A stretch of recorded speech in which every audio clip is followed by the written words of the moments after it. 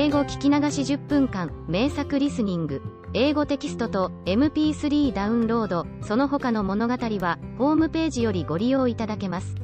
88thpp.com 88thpp.com Very soon it was said that the prince was to marry and the beautiful daughter of a neighboring king would be his wife, for a fine ship was being fitted out. Although the prince gave out that he intended merely to pay a visit to the king, it was generally supposed that he went to court the princess. A great company were to go with him. The little mermaid smiled and shook her head. She knew the prince's thoughts better than any of the others. "I must travel," he had said to her, "I must see this beautiful princess. My parents desire it, but they will not oblige me to bring her home as my bride. I cannot love her, because she is not like the beautiful maiden in the temple, whom you resemble. If I were forced to choose a bride, I would choose you, my dumb foundling, with those expressive eyes." Then he kissed her rosy mouth, played with her long, waving hair, and laid his head on her heart, while she dreamed of human happiness and an immortal soul.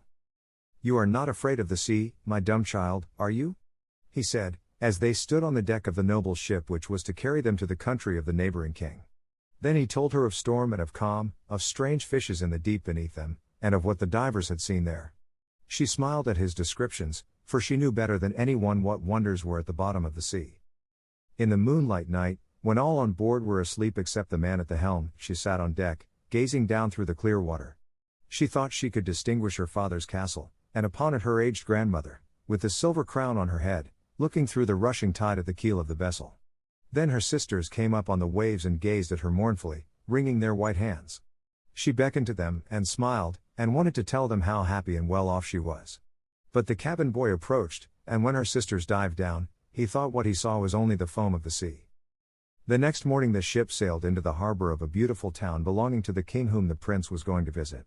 The church bells were ringing, and from the high towers sounded a flourish of trumpets. Soldiers, with flying colors and glittering bayonets, lined the roads through which they passed. Every day was a festival, balls and entertainments following one another. But the princess had not yet appeared. People said that she had been brought up and educated in a religious house, where she was learning every royal virtue. At last she came. Then the little mermaid, who was anxious to see whether she was really beautiful, was obliged to admit that she had never seen a more perfect vision of beauty. Her skin was delicately fair, and beneath her long, dark eyelashes her laughing blue eyes shone with truth and purity. "It was you," said the prince, "who saved my life when I lay as if dead on the beach," and he folded his blushing bride in his arms. "Oh, I'm too happy," said he to the little mermaid, "my fondest hopes are now fulfilled.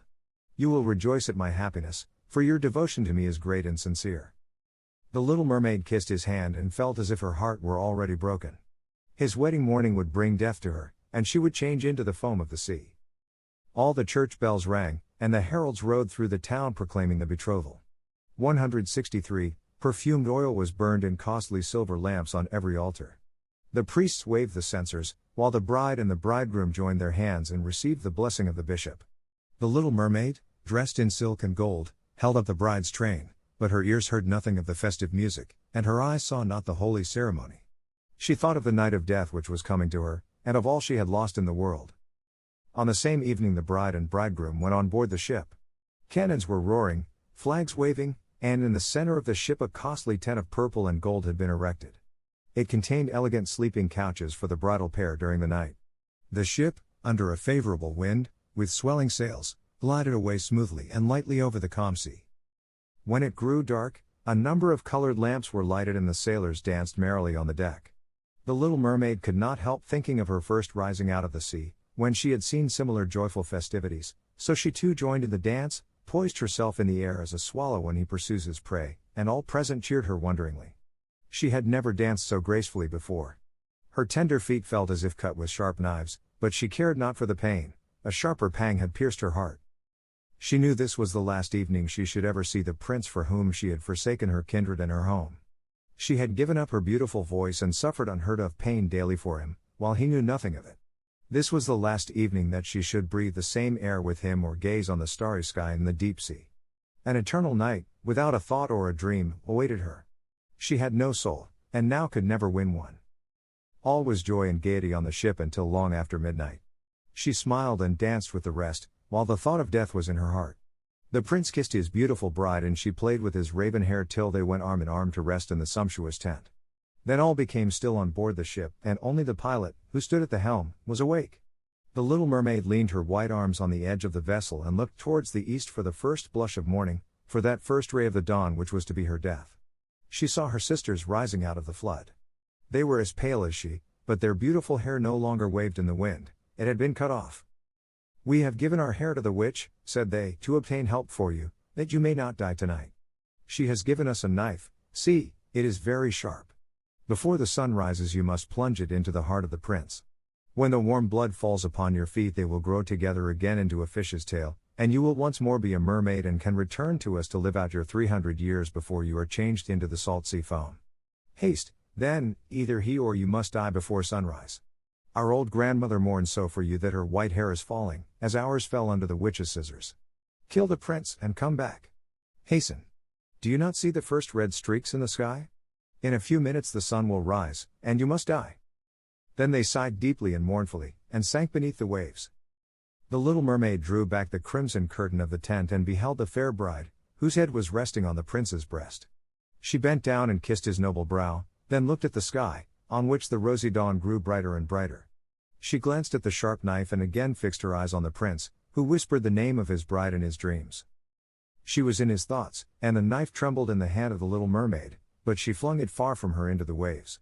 The water turned red where it fell, and the drops that spurted up looked like blood. She cast one more lingering, half-fainting glance at the prince, then threw herself from the ship into the sea and felt her body dissolving into foam.